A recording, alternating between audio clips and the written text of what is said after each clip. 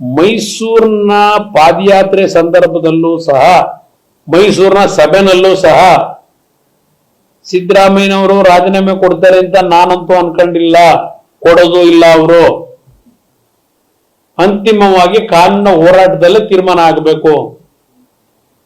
ನಾನು ಒತ್ತಾಯ ಹಾಕಲ್ಲ ಅಂತ ಅವತ್ತೂ ಹೇಳಿದ್ದೀನಿ.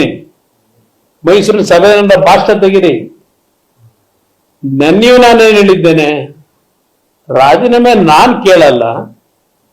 ಈ ದೇಶದಲ್ಲಿ ಕಾನೂನಿನ ವ್ಯವಸ್ಥೆನಲ್ಲಿ ತಪ್ಪು ಮಾಡದೇ ಇದ್ರೆ, ಕಾನೂನಿನ ಚೌಕಟ್ಟಿನಲ್ಲಿ ಕೆಲಸ ಮಾಡಿದ್ರೆ ರಕ್ಷಣೆ ಯಾರು ಬೇಕಾದ್ರೂ ಪಡಿಬಹುದು. ತಪ್ಪು ಮಾಡಿದ್ರೆ ಈ ನೆಲದ ಕಾನೂನು ತಲೆಬಾಗಬೇಕಾಗತ್ತೆ, ತೀರ್ಮಾನ ಅವತ್ತು ಹೇಳ್ಬೇಕಾಗತ್ತೆ ಅಂತ ಹೇಳಿದ್ದೀನಿ. ನಾನು ರಾಜೀನಾಮೆ ಕೇಳಲ್ಲ ಅಂತ ನಿನ್ನೆನೂ ಹೇಳಿದ್ದೀನಿ, ಈಗಲೂ ಕೇಳ್ತಾ ಇದ್ದೀನಿ ರಾಜೀನಾಮೆ. ಅಲ್ಲ, ಅದಕ್ಕೆ ಅವ್ರು ಹೇಳಿದ್ದಾರೆ ರಾಜೀನಾಮೆ ಕೇಳುವಷ್ಟು ನೈತಿಕತೆ ಕುಮಾರಸ್ವಾಮಿ ನಾನು ಇಟ್ಕೊಂಡಿದ್ದೀನಿ.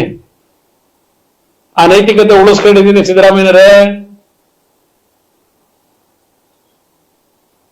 ಇದ್ಯಾವುದೋ ಒಂದು ಡಿನೋಟಿಫಿಕೇಶನ್ ನಾನು ಮಾಡಿದೆ ಅಂತ ಇಟ್ಕೊಂಡು ಓಡಾಡ್ತಿದ್ದೀರಿ. ಅದ್ಯಾವುದು ಕೇಸ್? ಅದು ಕೇಸೇ ಅಲ್ಲ. ಅದು ನನ್ನ ನೈತಿಕತೆ ಪ್ರಶ್ನೆ ಮಾಡ್ತೀರಾ? ರೀಡೋ ಮಾಡೋದ್ರಲ್ಲ, ಯಾವ ನೈತಿಕತೆ ಇಟ್ಕೊಂಡಿದ್ದೀರಿ ರೀಡೋನಲ್ಲಿ? ಎಷ್ಟು ಜನದ ಭೂಮಿ ಅದು?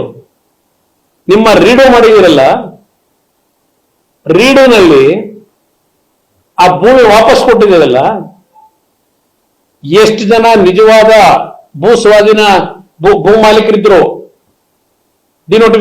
ನೋಟಿಫಿಕೇಶನ್ ಮಾಡಿದಾಗ ಎಸ್ ಎಂ ಕೃಷ್ಣ ಕಾಲದಲ್ಲಿ? ಆ ರೀಡೋನಲ್ಲಿ ನೀವು ಮಾಡಿದಂತ ಆದೇಶದಿಂದ ಆ ಭೂಮಿ ರೈತರು ಹೋಗಿದೆಯೋ, ಬಿಲ್ಡರ್ಗಳಿಗೆ ಹೋಗಿದೆಯೋ?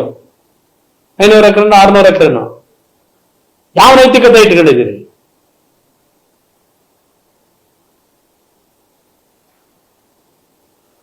ನನ್ನ ನೈತಿಕತೆ ಪ್ರಶ್ನೆ ಮಾಡ್ತಾ, ಅದಕ್ಕೆ ನಾನು ಹೇಳಿದ್ದು, ನನ್ನ ನೈತಿಕತೆಯನ್ನ ಪ್ರಶ್ನೆ ಮಾಡಿದ್ದೀರಿ, ನನ್ನ ಮೇಲೆ ಆರೋಪ ಮಾಡಿದ್ದೀರಿ, ಆರೋಪ ಸ್ಥಾನದಲ್ಲಿ ನಿಲ್ಲಿಸಿದ್ದೀರಿ.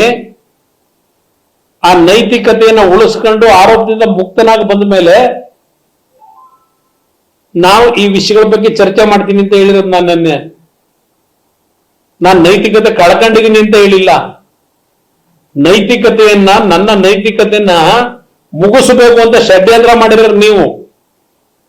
ನಿಮ್ಮ ಷಡ್ಯಂತ್ರ ನಾವು ಮಾಡಿಲ್ಲ. ನಿಮ್ಮ ಮೇಲೆ ಸರ್ಕಾರಿ ಭೂಮಿ ತಗೊಂಡು ಹೋಗ್ಬಿಟ್ಟು ನನ್ನ ಭೂಮಿ ನನ್ನ ಬಾಮೈದು ಅಂತ ಹೇಳಿದಿರಲ್ಲ, ಗಂಗಾನಹಳ್ಳಿದಕ್ಕೆ ಸರ್ಕಾರಿ ಭೂಮಿನ ಅದು? ಇಲ್ಲ, ಗಂಗಾನಹಳ್ಳಿ ಭೂಮಿನಲ್ಲಿ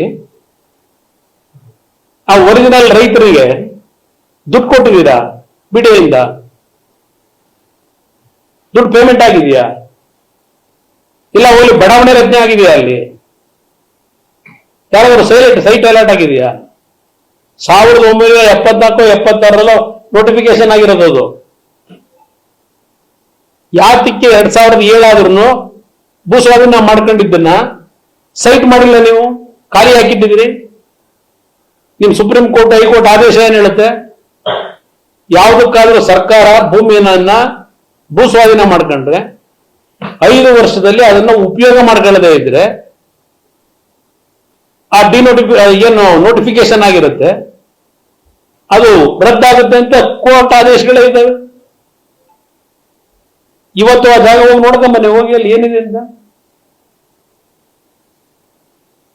ನಮ್ಮ ಬಾಮೈದ ತಗೊಂಡ್ರೆ ನಾನು ತಗೊಂಡಿಲ್ಲ ಅಂತ ಹೇಳಲ್ಲ, ನಿಮ್ ತರ. ಎಸ್, ತಗೊಂಡಿದ್ದಾನೆ. ಅವನೇನು ಆದಿ ಬೀದಿಲ್ ಹೋಗನ? ಎಷ್ಟು ಕೇಸ್ಗಳಲ್ಲಿ ಡಿನೋಟಿಫಿಕೇಶನ್ ಮಾಡ್ಕೊಂಡವರು ಮಾರಾಟ ಮಾಡಿಲ್ಲ? ಮಾರಾಟ ಮಾಡಬಾರ್ದು ಅಂತ ಇದೆಯಾ? ದುಡ್ಡಿನ ತಗೊಂಡಿದ್ದಾನೆ. ನಾನು ನಿಮ್ಮ ಸಿದ್ದರಾಮಯ್ಯನೂ ಏನ್ ಹೇಳಿದ್ದೀನಿ?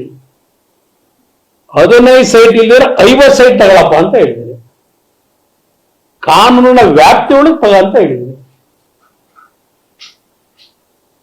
ಇದಕ್ಕೂ ಅದಕ್ಕೂ, ನಂದಕ್ಕೂ ಇದಕ್ಕೂ ಸಂಬಂಧ ಇದೆ.